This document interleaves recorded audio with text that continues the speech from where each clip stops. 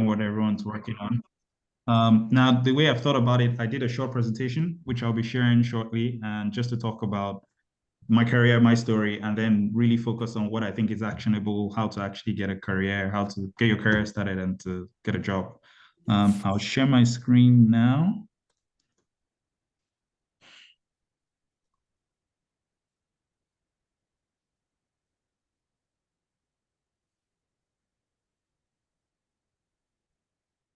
One second to share. Yeah, can everyone see my screen? Yeah, we can see that. Thanks, Neera. Okay. Yeah, can you still see it? Okay. Yeah, we can see that. Yeah. Okay, I'll just quickly go through my career and the stuff and really get to the end, which I think is more actionable for everyone. So yeah, just a little bit about me. Grew up in Nigeria, studied in the UK, did my undergrad in mechanical engineering at UCL, and did a master's in management at Durham during COVID, which was fun. The key highlights is I enjoyed running, swimming, and writing a newsletter about business and tech. And last year I did a charity climb to Kilimanjaro. In my career, I have worked in car manufacturing, tech, aviation, oil and gas, and tech again. My most recent role was as a product manager at Quantum Black AI by McKinsey. Quantum Black is basically the AI arm of McKinsey and Company, focused on AI consulting. This is where I've worked over the last 2 years and 9 months. Okay, so who is the product manager? Product management is basically the member of a product team who helps the team drive the vision, strategy, design, and build a product that solves a useless problem and is good for a business. Now, a product team is a team that's brought together to basically build a product. It could be Instagram, WhatsApp, it could be a VR headset, it could be a SpaceX rocket, but a product manager is the one who basically guides the team. And the idea is to focus on the strategy, the execution of the strategy, and getting the outcomes you want, the outcome for the user, the outcome for the business. In terms of product management, usually the members of the product team are the product manager, the software engineers, the design, the product designer, QA testing, other technical members of the team. In my case at Quantum Black, because it was an AI machine learning product, I worked with users who were data scientists, data engineers, data analysts, machine learning engineers. Now, this slide and the next slide is the part I'll really focus on. So I'd previously written 2 articles in my newsletter around what I've learned so far on my career lessons and the frameworks that help me think about my career. So basically, I'll just start with the career lessons and then career framework. So the first one I learned was just the importance of this diagram of thinking about what you're passionate about, what you can be the best at the world out, so where your skill is, and what drives your economic engine. So kind of where can you get paid, or what skill you can be paid for based on the market realities of the environment. So if you look at the career lessons, I said, get back to the beginning, identify your interest and preference. Now, this first lesson was mainly focused on, it's easy to be led by the market or led by the news or led by what you see. It's important to almost ground yourself, especially at this point at the start of your MBA, to say, hey, this is what I'm interested in, this is what I'm trying to get out. Lesson 2 was about being adaptable, looking at the market realities and the overall trends. What is the market saying? What is happening in the tech sector? What is happening in the consulting sector? And how can I find my place in that? And then lesson 3 is being strategic and intentional. So this was really focused on how can I be strategic about my career? How can I be strategic about how I go about getting the roles I want? And I'll talk about that in the next slide. And then lesson 4 was just leveraging your network. A lot of the times, the insight you're looking for about a job, about a space, about a company, about an industry is you can find it with people. It's kind of like the thing where we're 6 persons away from anyone in the world. And then lesson 5 is just get out of your comfort zone and get some experience. Lesson 6, leverage luck. Now, in career frameworks, which was kind of like a part 2 of an article I wrote on career lessons last year, the starting of last year, I talked about something called the hedgehog concept, which I learned from a book. Now, the hedgehog concept was based on this famous philosopher, Isaiah Berlin in Oxford. And he made a statement which was a fox knows many things, but a hedgehog only knows one thing. And it was about this thing about being a specialist or being a generalist. And that was what this image is about, really identifying what you're a specialist in, like what's your core and what are the other generalized skills that you have. Now, framework 2, which was on find the fastest train and get on it. This was really about understanding the market realities again. So what is happening in, if you're trying to get in tech, what's happening in the tech sector? If you're trying to get in consulting, what is happening in the consulting sector? Same with any other thing. If you're trying to get into sustainability, what is happening in those sectors? And then framework 3, just something that helped me identify how to make decisions on my career was in any role I'm going into, is the goal to learn and challenge myself? Is the goal to earn the most I can, or is the goal for both? The benchmark is try to make sure you're doing both of them and you're doing at least one of them. But if you're doing neither of them, then you may want to think of finding another role. And then framework 4 for me was really about being mission driven. So really focusing on, hey, where do I want to go in my career? What's the impact I want to have? And then framework 5 was role, company, and manager fit. Now, a lot of times when we're looking at any role we want to go, we put all the power in the company and say, hey, come hire me. But I think it's really important to understand, hey, this is the role I'm doing. This is the goal. This is the goal why I'm doing this role. This is the company. Do I think I'll get along with the culture of this company, with the manager or the hiring manager I'm speaking to? So these are things you almost want to have in the back of your mind during the interviewing process. And then framework 6 was really about identifying the useful transferable skills you can use going into any role. So interpersonal skills, problem solving, people skills, teamwork.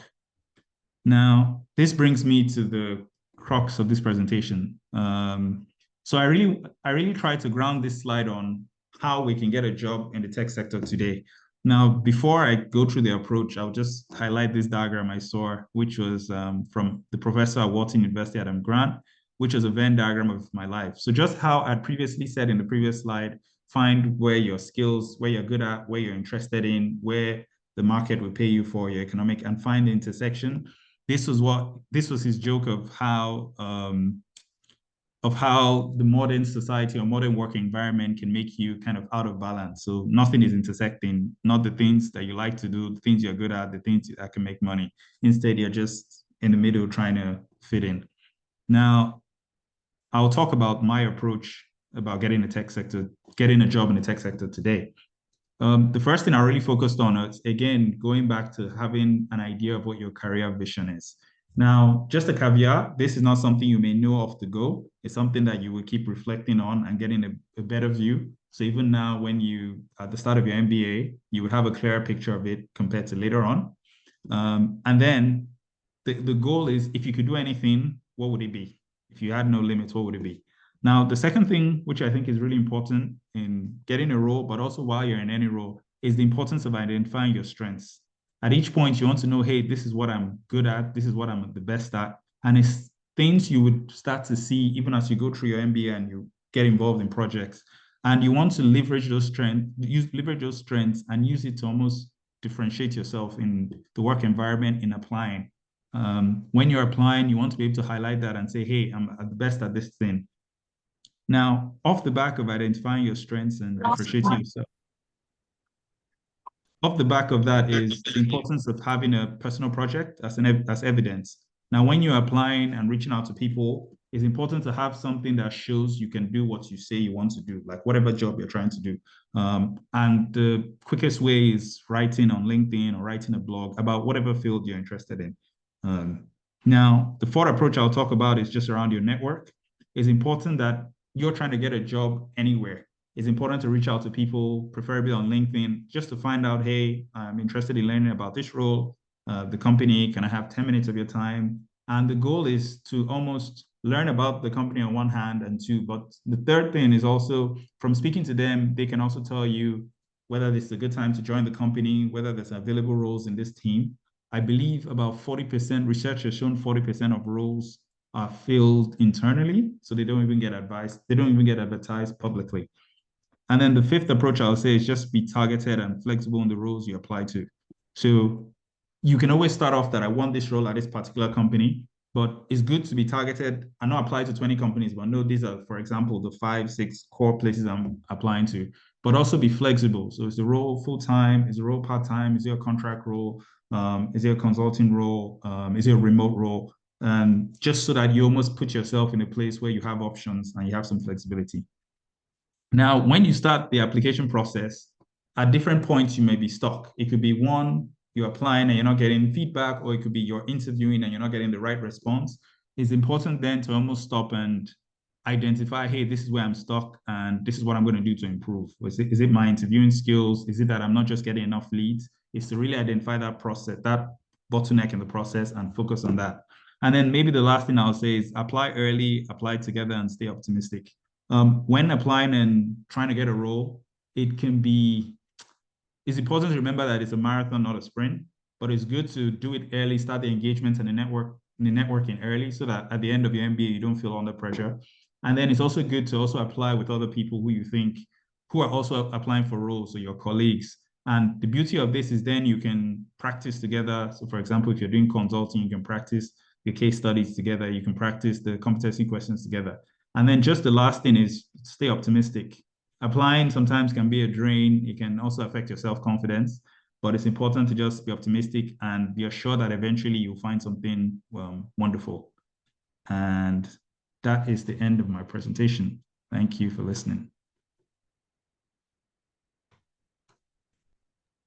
Thanks so much, Nero. That was again, as always, really good insights into you and your approach to finding work. And obviously, as we were discussing, many of our MBAs are fairly recent, into this journey and have not long left jobs and are now embarking on their MBA and very much getting stuck into that. But it was really interesting hearing you talk about that networking, and I think that's a key aspect here is that, for most of our students, it's too early at this point to be applying for jobs because they realistically can't start until next October sort of time. But I think we've already discussed a bit around the importance of building a network. So how do you go about doing that? Many of us use LinkedIn and or sort of reach out to people. Do you sort of look at starting with people you already know?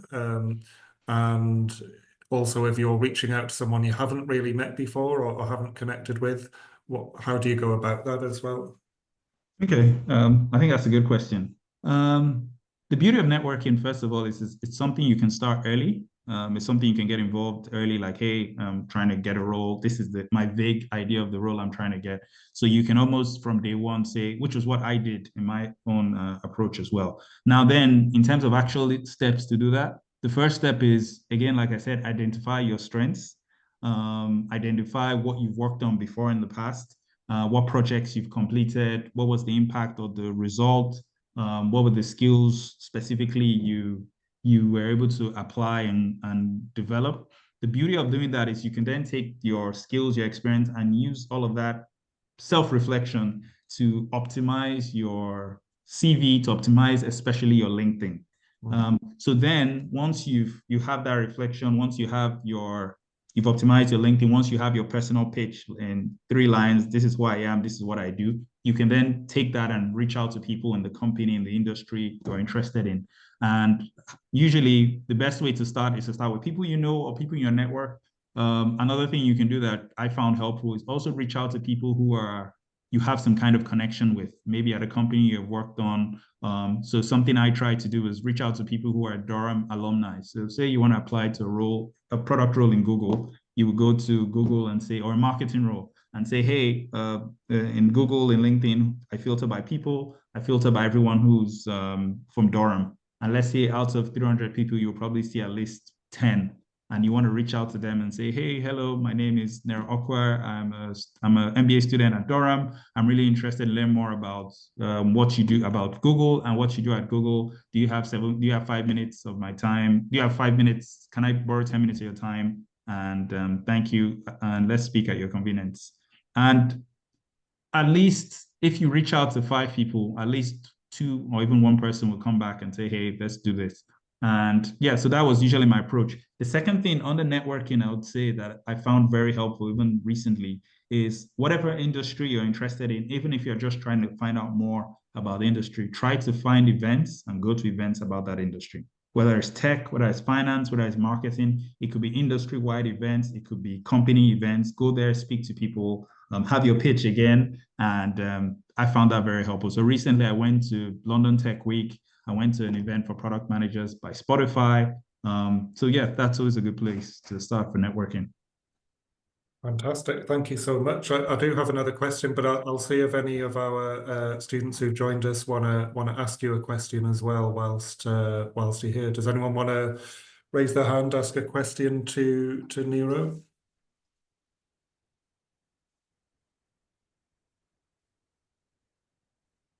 We've, as I say, Nero, we've just come out of another session, so they're perhaps still trying to wrap their heads around everything we've discussed this morning. But certainly, I'm sure there'll be many who will be reaching out to you on LinkedIn as well and looking to connect to you. Okay. I suppose another question as well is how you stay resilient when you're applying for jobs or when you're reaching out to people. Because in my experience, a lot of it is rejection, actually. A lot of the job search process, a lot of reaching out to people, you're more likely to hear no than you are yes, or it can feel like that anyway. And we perhaps can take that personally or get upset by it. And, we read a lot about, mental health and keeping good mental health and keeping positive, and that can be hard in the face of rejection. So you've obviously had a lot of success in your career, but how have you kind of kept going through adversity as well, particularly around job search? Yeah, that's a very good question. I think it's really important, and that's why I talked about two things. The first one is really about identifying your own career vision and your own strengths. And it's important to really, before you go reaching out to people, to ground yourself, to be aware of your strengths and ground yourself in those strengths. It's very easy to be aware of your weaknesses, or, oh, I don't have experience in this thing, or, oh, I don't have experience in the UK in this thing. But it's really important to ground yourself in what your strengths are. And one of the strengths the students will find they have, which is a really big strength, is that you're doing an MBA at Durham. And doing an MBA anywhere, it's very good, but doing an MBA at Durham, so you really want to identify even within that, I'm doing this particular program, this is what I'm getting out of the program. So that is a huge strength you need to optimize for, so your previous experiences. Now, the whole idea why I said really know your career vision as your strength is you almost really want to be sure of your identity before you apply to a role. You want to be sure that I'm a product manager, I'm a consultant, I have the skills for it, even before, independent of wherever I work. I think that's good to do before you actually apply, because it's easy for others to somewhat give their evaluation of your worth. But if you have that certainty that, hey, this is who I am, this is what I've worked on, this was the impact I had, if you have that going in, it helps. And the more you then speak to people, you know what is required in the market, and you can judge whether I'm a right fit here. Some places, so if I use product management as an example, if you look at all the companies, Google, Facebook, Amazon, there are different things they optimize for product managers. So Google and Facebook want extremely technical product managers, people who probably were former software engineers. Amazon wants MBA product managers, people that can really understand the business context and relate it to the goal of the product. So again, sometimes when you apply and you hear a no, almost think about it as a fact-finding mission. You're trying to not just get a job, you're trying to find out, am I a good fit with this company, with this role, with this team? And sometimes the no is just that you're not a right fit for them, or they are not a right fit for you. So it's easy to feel like it's a one-way street, but really it's a two-way thing. You're going to be giving your skills and time to one place. You want to get it right the first time. Yeah, I think that's excellent advice, and I think adding to that, I think there's lots of potential roles out there, and we can often get hung up on one company, one role, and think that's my dream. And then if that doesn't work out, we're obviously left particularly disappointed. But I think there's always new opportunity, there's always new roles coming up. And as you say, I think it's about the right fit. And if something just isn't the right fit, whether it's the role, then no matter sometimes how hard you try, it just doesn't quite fit. And I think you've got to keep positive through that. And as you say, which is crucial, I think, be confident in your own ability and don't let anything else kind of take that away, because Yeah. everyone can offer something different. I have had a couple of questions through the chat. I know that again, a few people are sharing rooms, sharing computers, so perhaps can't come off. One's about you mentioned some industry events and where you find them, and I suppose the advantage you've got. Well, I'm saying that I know you are you in central London at the minute, Nero, or somewhere quite Yeah, close? I am in central London. And yeah, you're obviously quite on hand for where a lot of these events are, and I suppose one challenge being up in Durham is where, you know, a little further away from London where some of these events are. But where do you find out about industry events that you've gone to within the tech sector, for example? Is it Eventbrite or other websites? Well, actually, that's a good question. That you can easily find these events if you put a Google search. You can Mm. also find on meetup.com, on LinkedIn as well. So I think if you search hashtag London events or tech events, you can easily find these things. But just on two things on location. Yeah, location is good because you can attend in person. But one of the benefits of COVID is that a lot of these events now are online. They're Mhm. streamed online. So you can actually join online, reach out to people online and participate. And that is always helpful. When I was in Durham for business school and I was thinking about, okay, I want to transition back to product management from working in the energy industry, I realized at some point there were a lot of startups and product meetups in Newcastle. Mm. So usually there are a lot of physical events in a big city close to you. So for example, Newcastle is the closest. If I think Mm. Newcastle, then if you want to go to Manchester, if you want to go to London, come down to Mm. London. But it's just really about finding the one that works best for you. A lot of them are online. You can Mm. join, you can get the recording, you can see who's speaking, you can reach out. And those are ways to just leverage the process.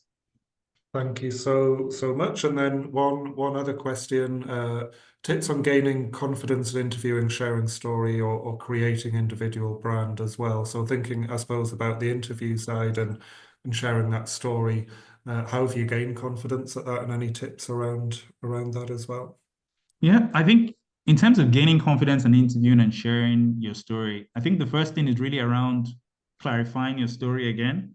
Like once you're really clear about this is who I am, this is what I'm interested in, this is what I've done. Once you have that clarity to start, the rest is just practice, which is where I know they can leverage a lot of the career service at Durham. You can practice with your peers, like, okay, let's do a practice interview. The common interview question that always comes up, tell me about yourself, and then you want to do that. You want to practice that so many times that it comes natural to you, where you can say, hey, this is who I am. This is what I'm doing. This is what I've done before. This is what I do outside work. And then this is what I'm interested in. I'm applying for this role to leverage my skills, my experiences, and to have this kind of impact. So for me, it's really clarifying your strengths, your story, and then practicing it, practicing it, practicing it. And the more you do interviews, the more you speak to them, the more you get grounded in that process. Another thing that always helps generally with the interview questions, I'm sure at some point the career service will speak to the MBA students about it, was just using the STAR framework.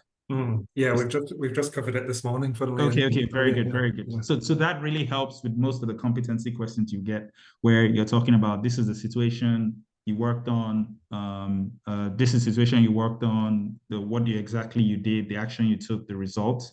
So for example, I'm trying to think if I had an interview question that says, okay, tell me the last time you worked on a team as a product manager to solve something. I would say, okay, we were working on this is the scenario. So we're working on this project where our users needed to find a way to share their pipeline visualization. And the current way they were doing it is to screenshot their screen at a PNG. That was good, but it meant that they lost the interactivity of the web app visualization. So it was how can we do it? And so how do we enable non-technical users to share their visualization? So that will be the setup of the situation. And then I'll talk of the action where I had a meeting with my tech lead and my product designer and said, this is what we're trying to do. This is the problem statement. If we solve this, it affects 20 users. And from that initial meeting, we came up with a high level way to solve it. And then from there, we built an MVP. We tested the MVP, and this was the outcome. We improved on it, and this was eventually the output. Now, most of the time, those output, you want a good output that this is what happened, but sometimes the output